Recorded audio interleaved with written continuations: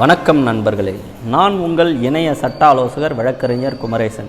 இப்போ நம்ம பார்க்க போகிறது மதுரை மாவட்டம் வேலூர் பகுதி திருவாதவூர் அகதிகள் முகாம், அதாவது இலங்கை அகதிகள் முகாமில் மக்கள் வசித்து வருகிறார்கள்.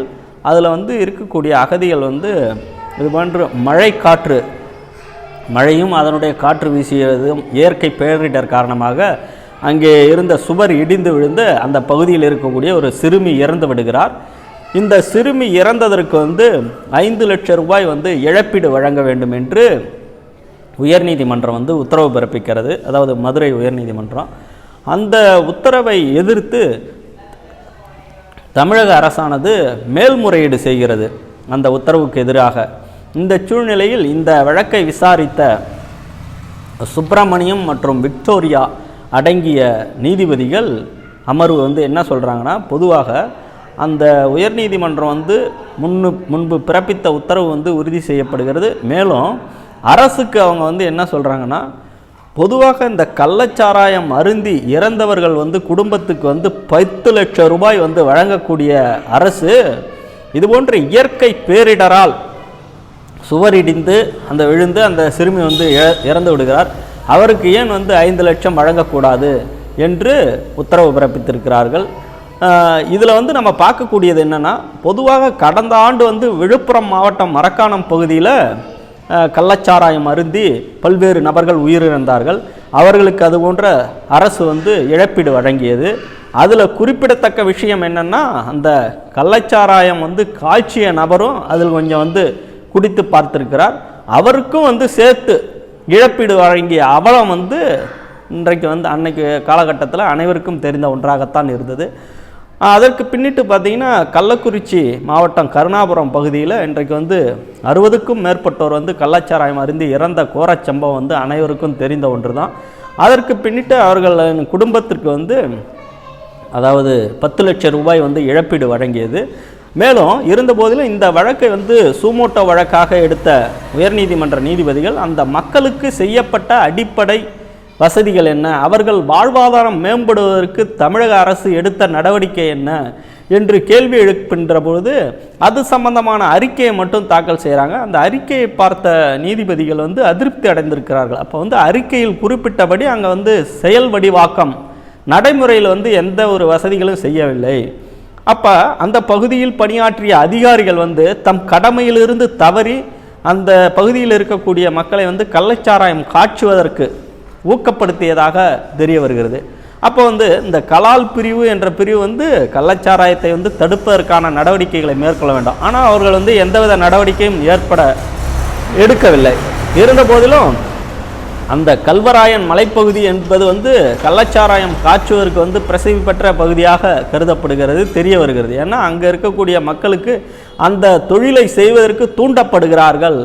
அந்த பகுதியிலே இருக்கக்கூடிய அதிகாரிகள் தம் கடுமையிலிருந்து தவறுகிறார்கள், அவர்களுக்கு உடந்தையாக இருக்கிறார்கள். இது போன்ற செய்திகள் நாள்பட வந்த வண்ணம் இருக்கிறது. இப்படியான போக்கு இருக்கின்ற பொழுது அப்போ இந்த கள்ளச்சாராயம் அருந்தி இறந்தவர்களின் குடும்பத்திற்கு அவர்கள் வாழ்வாதாரம் மேம்படுவதற்கு அவர்களுக்கு வேலை வாய்ப்பை உருவாக்க வேண்டும். அந்த பகுதியில் அவர்கள் அடுத்தடுத்து முன்னேறுவதற்கான வசதிகளை செய்ய வேண்டும் பொருளாதார ரீதியாக. அப்போ பொதுவாக நாம் பார்க்க வேண்டியது என்னென்னா, ஒருவர் பாதிக்கப்பட்டு விட்டார் என்றால் அவர் கையில் மீனை நேரடியாக கொடுக்காமல் மீன் பிடிப்பது எவ்வாறு என்பதை கற்றுத்தர வேண்டும். அதுதான் அரசினுடைய பணியாக இருக்கிறது. அப்போ அரசு இது சம்பந்தமான அவர்களுடைய வாழ்வாதாரம் மற்றும் சமூக பொருளாதார மேம்பாட்டிற்கு என்ன நடவடிக்கைகளை எடுத்து வருகிறது, இது சம்பந்தமான அறிக்கைகளை தாக்கல் செய்ய வேண்டும் என்று நீதிமன்றம் உத்தரவு பிறப்பித்தது. அது சம்பந்தமான பணிகள் நடைபெற்று வருவதாக தெரிய வருகிறது. அப்போ இந்த வழக்கில் ஒரு இயற்கை பேரிடர், அதாவது கட்டடங்களை சரியாக பராமரிக்காத காரணத்தினால் இயற்கை பேரிடரின் போது அந்த சுவர் இடிந்து விழுந்து அந்த சிறுமி, இந்த இலங்கை அகதிகள் முகாமில் இருக்கக்கூடிய சிறுமி இறந்து விடுகிறார். அதற்கு 5 லட்சம் கொடுக்கறதுக்கு நீதிமன்றம் உத்தரவு போடுது. ஆனால் அதுக்கு அரசுக்கு மனம் இல்லாமல் அரசானது மேல்முறையீடு செய்யக்கூடிய மனப்போக்கில் இருக்கிறது. அப்போ கள்ளச்சாராயம் அருந்தியவருக்கும் காய்ச்சியவருக்கும் 10 லட்சம் ரூபாய் வழங்குகின்ற இந்த அரசு சிறுமி இறந்ததுக்கு நீதிமன்றம் இது போன்ற 5 லட்சம் ரூபாய் வழங்க வேண்டும், நிவாரணம் வழங்க வேண்டும் என்று உத்தரவு பிறப்பித்தும் கூட அந்த உத்தரவுக்கு எதிராக செல்லக்கூடிய மனப்போக்கில் இன்றைக்கு தமிழக அரசு இருந்து கொண்டிருக்கிறது. இது என்ன மாதிரியான கொள்கை வடிவம் என்று நாம் புரியாத புதிராக இருக்கிறது. அப்போ அவங்க என்ன கடைபிடிக்கணும்? பொதுவாக கள்ளச்சாராயத்துக்கு 10 லட்சம் கொடுத்தாங்க. நீதிமன்றம் உத்தரவின்படி அந்த சிறுமிக்கு 5 லட்சம் கொடுக்க சொல்லியிருக்காங்க. இப்போ அந்த 5 லட்சத்தை கொடுப்பதில் அரசுக்கு என்ன தயக்கம் இருக்கிறது? அப்போ அரசானது மக்கள் விரோத போக்கை கடைபிடிக்கிறதா என்ற கேள்வி எழுகிறது. மேலும் அரசினுடைய கொள்கை முடிவுகள் எதை சார்ந்ததாக இருக்கிறது?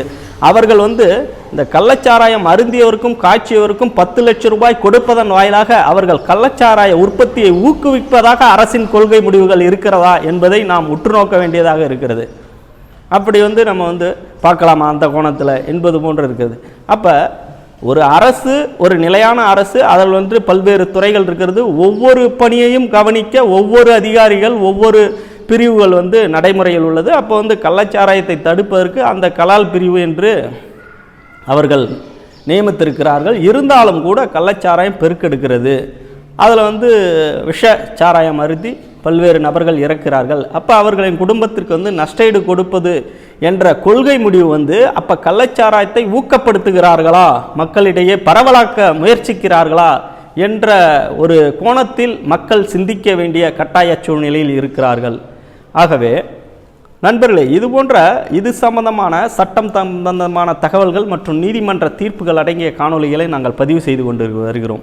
எதற்காகனா, பொதுவாக சட்டம் விழிப்போடு இருப்பவருக்கே துணை நிற்கிறது என்ற கோட்பாடு நிலவுவதால் சட்டத்தின் அடிப்படை விதிகளையும் கோட்பாடுகளையும் மக்களிடையே பரவலாக்கி சட்ட விழிப்புணர்வை ஏற்படுத்த வேண்டும் என்ற நோக்கத்தின் அடிப்படையில் இந்த காணொலி பதிவிடப்படுகிறது. இதில் கூறப்பட்ட தகவல்கள் உங்களுக்கு விழிப்புணர்வை ஏற்படுத்தும் விதத்தில் இருந்தால் இதை லைக் பண்ணி உங்கள் நண்பர்களுக்கு ஷேர் பண்ணுங்கள். மறக்காமல் நம்ம சேனலை சப்ஸ்கிரைப் பண்ணி பெல் ஐக்கானை கிளிக் பண்ணுங்கள். அப்போ தான் நாங்கள் பதிவிடக்கூடிய சட்டம் சார்ந்த வீடியோக்கள் மற்றும் நீதிமன்ற தீர்ப்புகள் அடங்கிய காணொலிகள் உங்களுக்கு உடனுக்குடனே வந்தடையும். மேலும் அடுத்து பயனுள்ள சட்ட தகவல்கள் அடங்கிய காணொலியில் உங்களை சந்திக்கும் வரை உங்களிடமிருந்து விடைபெறுபவர் நான் உங்கள் இணைய சட்ட ஆலோசகர் வழக்கறிஞர் குமரேசன். நன்றி, வணக்கம்.